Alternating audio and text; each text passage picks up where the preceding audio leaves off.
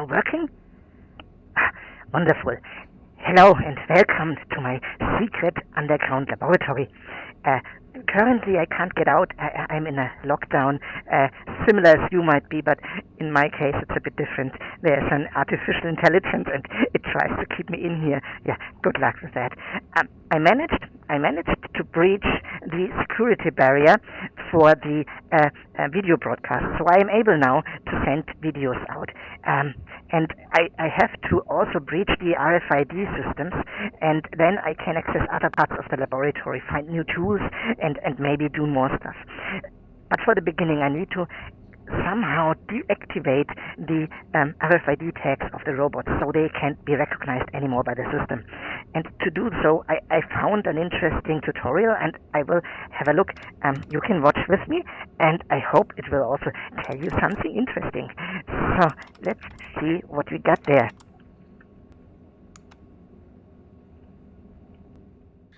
Hello and welcome to a small experiment.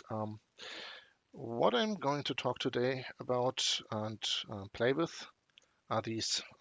These are NFC tags, and I also have an RFID card, and both of them have in common that they can be used for identifying things. So they have a unique code on them, and you can use them to either identify yourself on an access system for a door, or these usually are used for tracking items. So in logistics, they are used so you can automatically scan items that come along. Every of these tags has a hard-coded ID in it, and you put it just on items, and you ship it, and whenever they pass a scanner, a reader, they will be registered. So neat little technique.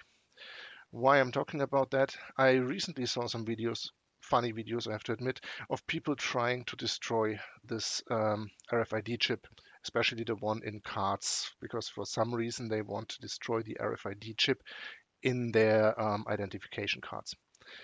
And many of those do it by putting it in a microwave.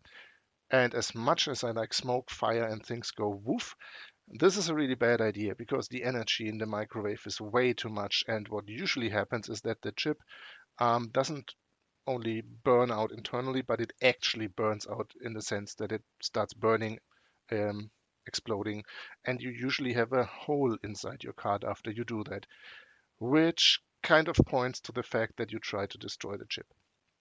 Anyway, I want to see if I can figure out a way, or I actually have an idea about how you can destroy these without any outside notice. So they will be broken, they won't work anymore, they will not register with the reader, but you will not see anything changed on the exterior because we will use energy that is way less than a microwave, but still enough to destroy these. So how does it work? Let's have a look at one of those. Um, they are really nice because when you take them off on the back side, you can actually see how they are constructed. Let me bring the camera closer. So what you can see here is how it's basically constructed. You got these circular metal lines, which basically are the antenna. And then you have a chip, which I think is here, if I'm not mistaken. And this has the ID information on it. And as you can see, there is no battery. There are advanced RFID chips, which also transmit in a different frequency, which do have batteries, but those really cheap ones in the area of a few cents that you use just for tagging things come without a battery. So in order to use them, you kind of need to put energy in it. And that usually works via this antenna. So this is basically the spiral is basically a coil, and by bringing it close to another coil that does have a alternating current inside, you will be able to induce power here.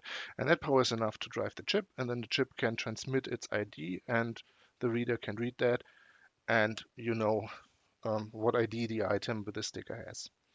So that's how it's supposed to work. And the idea on how to destroy it is that you just induce a higher energy, higher voltage in this coil so that the chip burns out by that. and we will do exactly that.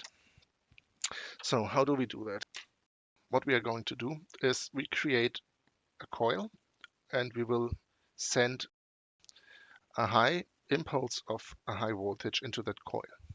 And this coil will then induce a high voltage in that coil from the RFID sticker or the NFC sticker in this case, and that will destroy the chip.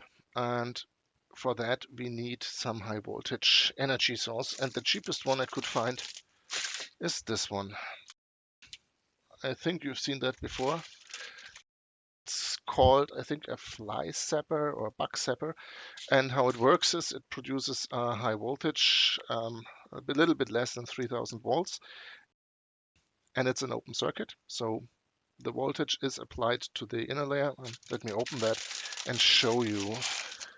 And from what I've seen, this is really the cheapest way to get to a high voltage source. I think it was €3 in a supermarket here, so it's really dead cheap. So how does it work? You can push this button.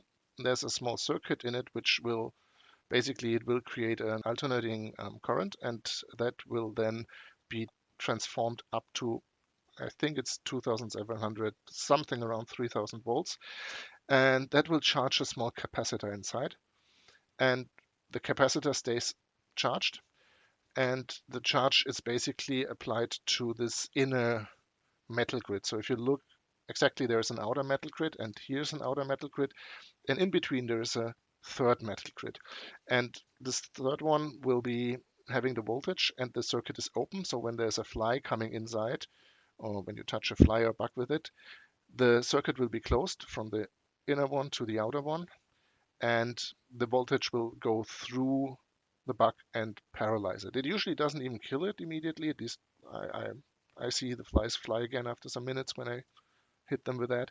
But you can collect them. You can actually put them in the outside. So it's actually a pretty decent way to get rid of the bugs without actually killing them. Anyway, it's constructed this way in order to avoid accidents where you can touch the outer one here, you can touch the outer one here. It's ground each time, and the active layer is on the inside, so that prevents accidents. It has about 3000 volts. However, the overall energy that is given out is less than what is usually needed to harm a human. So you will get hurt by it. It will hurt, but the risk of getting permanent damage is really low, unless you do have some conditions. So in any case, I would always take care of what you touch, and if you work with it, usually take out the batteries, which is a good idea. But it is not in the area of really dangerous, life-threatening electricity what we're dealing with here. So let's try it out, see how it works. I'll turn it on, and now there is the power applied to the inside, and I can just create a shortcut, and it will make. It doesn't make anything. That is interesting. So is this broken, really? Ah, no, that works. I didn't have a proper contact. I'm a bit, yeah, it's not dangerous, but it still feels a little bit scary. So this is what we want to use to create the high voltage, and then send it, instead of into this fly killing construction, we will send it in a coil, and the coil then will create an electromagnetic field, and that field will then induce power, a high voltage in these tags, and that will destroy the chip. So let's open this up.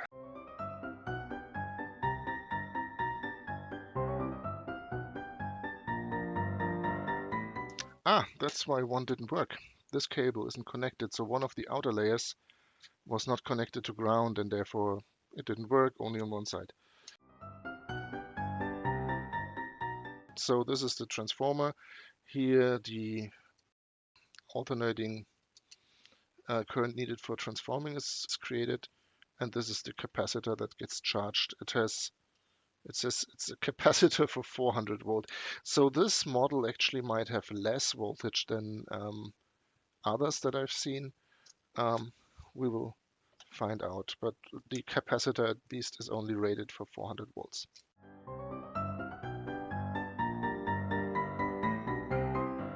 we have to add one more item, and that basically is a spark gap.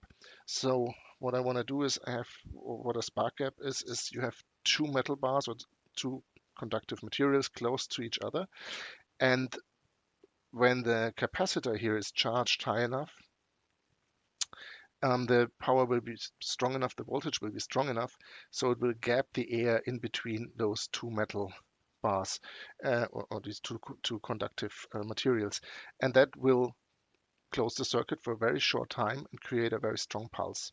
Pulse goes through the coil, pulse goes out, energy builds up again, next spark, next pulse, and so on. So it will be pulse, pulse, pulse, pulse, pulse, and that will induce high voltage, high voltage, high voltage in the coil of the tag, and that will destroy the microchip.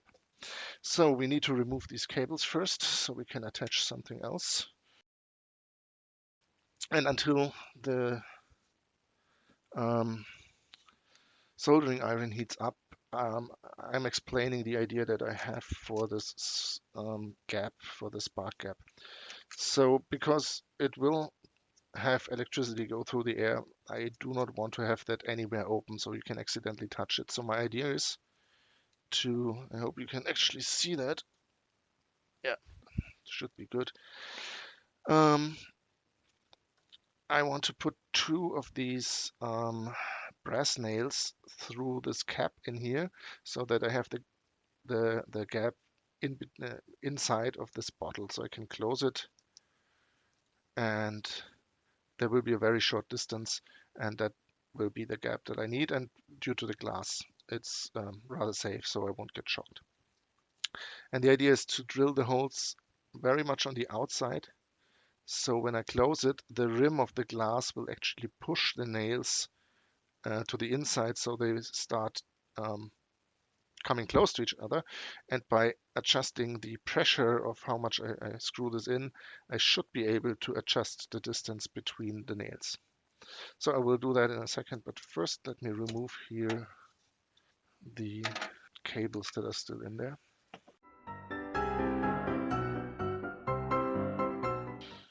And now let's try out making this spark gap. But in order to do that, I think I first attach some cables here so I can then test if it actually works.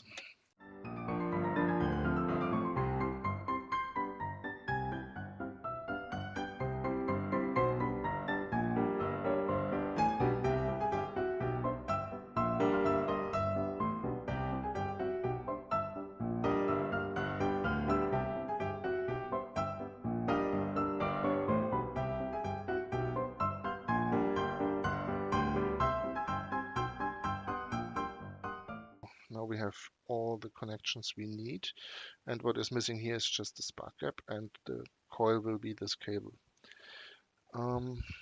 Let me just connect some small cables to wire it up and test the spark gap thing.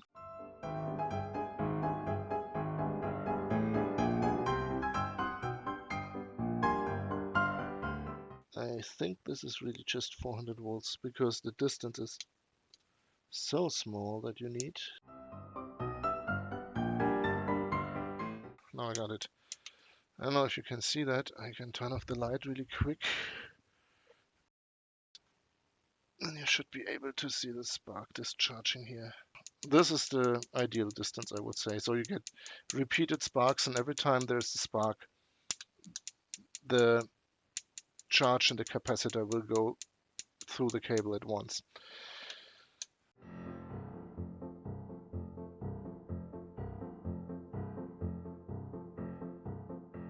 And I will first solder them on and then put them in the plastic, because if I put them first in the plastic and then solder them, they will get that hot that the plastic will melt and they will be a little bit shaky. So for stability reasons, I first solder them on.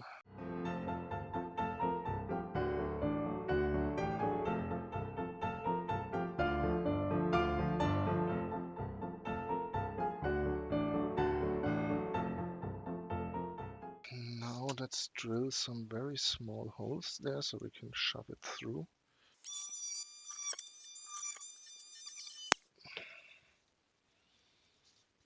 and put them in.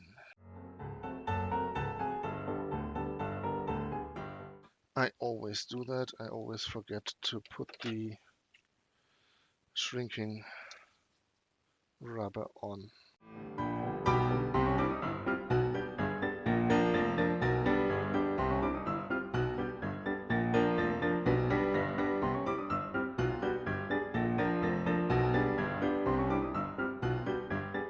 So let's see.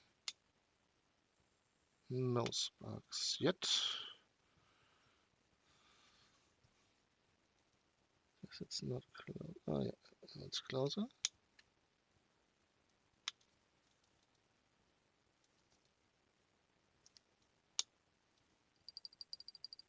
And there we go.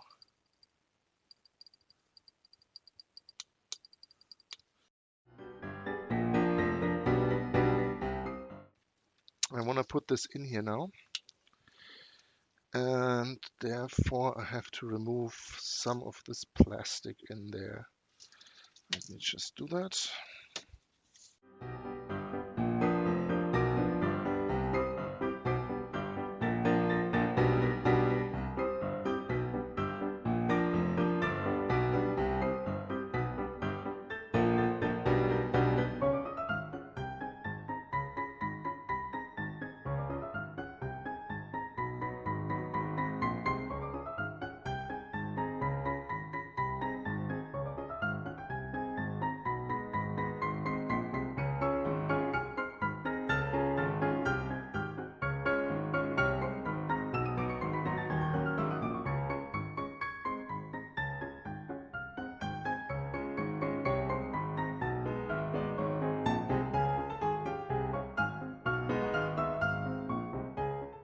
Okay, now let's reconnect these two ends.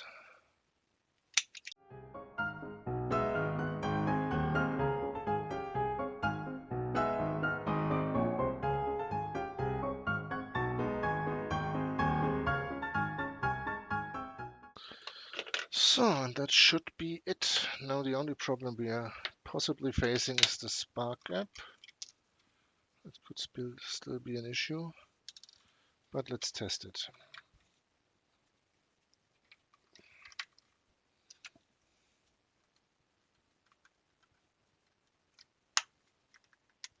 Yep, it still sparks. I can hear it. Maybe here. And yeah, this now is our RFID killer. The problem we are now facing is that other than with the microwave, which will leave a hole in the card and therefore tell you that the RFID chip is now defunct, this will not leave a card and therefore you don't know if it actually works. So we need to test what it does and if it does what it's supposed to do. How do we test that? Yeah, we basically need an RFID reader, and I got myself an RFID reader, which is this small bag, and it was, I think, $4 from somewhere in China. Let's have a look what's in there.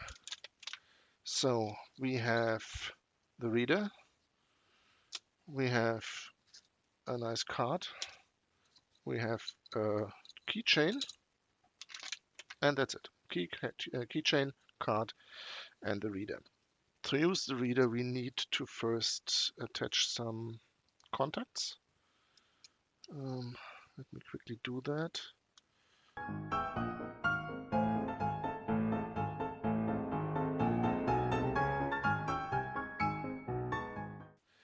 I'm going to wire it up to an Arduino, and as it has an SPI bus, you can't just put it on any digital pin. You have to connect it to the SPI bus of the Arduino.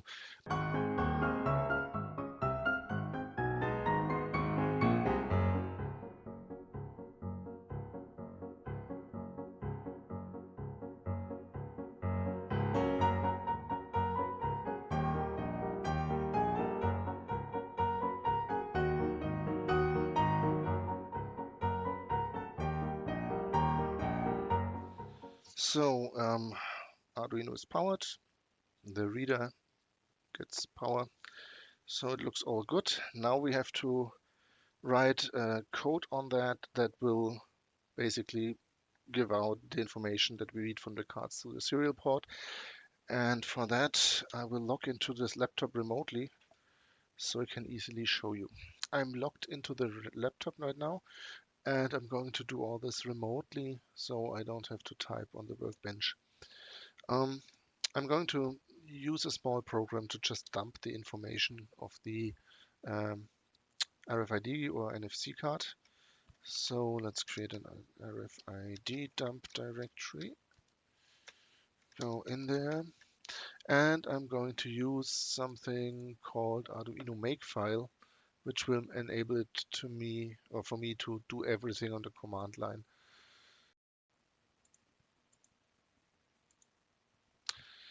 I'm just going to clone this. And now I have this Arduino Makefile, and in there is something I can just include to create my own makefiles. That's this Arduino MK.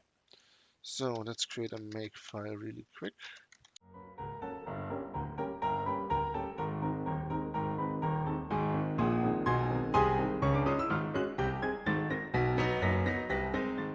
And next we will have to tell it what board it is. So we have to tell the board tag. And there my problems start because I'm not sure how this is called. So I'm going to use the Arduino entry. And now if we run make show boards, we should see a list of available boards. It still needs one source file, so I'm just creating an empty one. Now, yeah, boards. There we go. So we have the Arduino Pro or Pro Mini, and the tag is Pro. So let's add that quickly. Oh, replace it. And then there is another command, make show submenus, because some boards have different configurations and you have to actually tell the makefile which one you're using. So in our case, we have a 8 megahertz Atmega 328 at 3.3 volts. So I'm going to add this as well.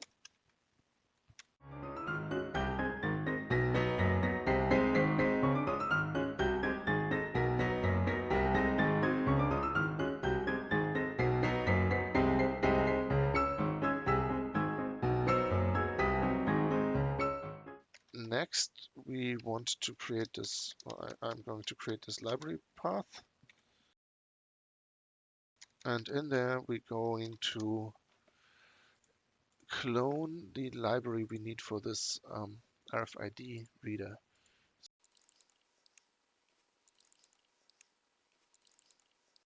And we have to include that in the makefile, of course. And then in this RFID library, there are examples, and we will just use the dump info example. Now we have this dump info. Let's have a small look inside.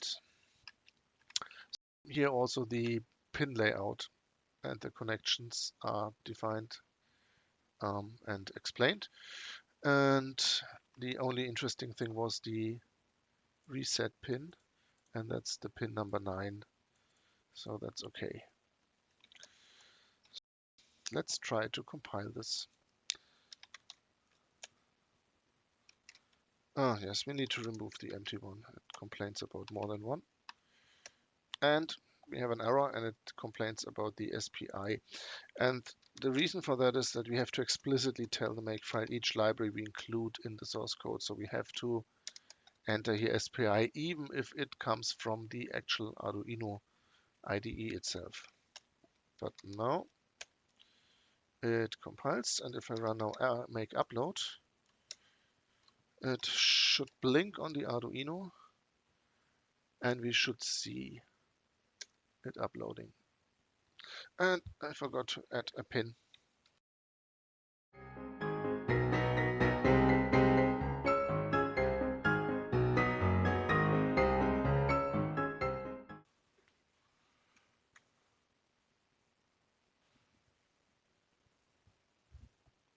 here we go.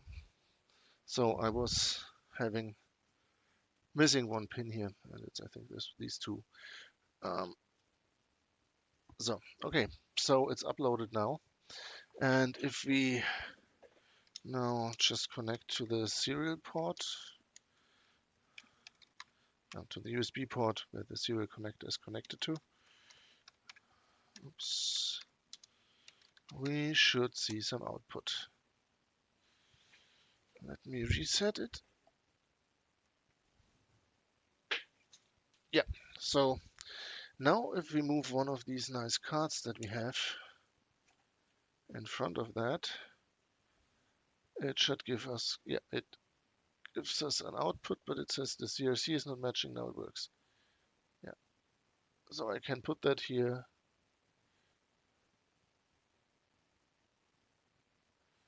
and read that. So we know the card works. Now let me put the laptop a little bit to the side and this a bit to the side, and let's try our RFID killer. So we treat it a little bit, and now let's put it here again, and that's it. No more output. This chip is now broken and you do not see anything. So with this device built from a fly swatter or bug zapper, some coil and a small spark gap, you are able to build a working RFID killer which does destroy these without actually showing anything on the outside. So this also works on cards and on any other remotely powered RFID technology. I'm not sure about the battery powered ones. They might have some protection in there, but for every cheap RFID tag, card, keychain, this is sufficient to permanently disable it. So that's about it. I hope this was interesting. I wish you a wonderful day, night, whatever, and yeah, have fun building stuff. Bye.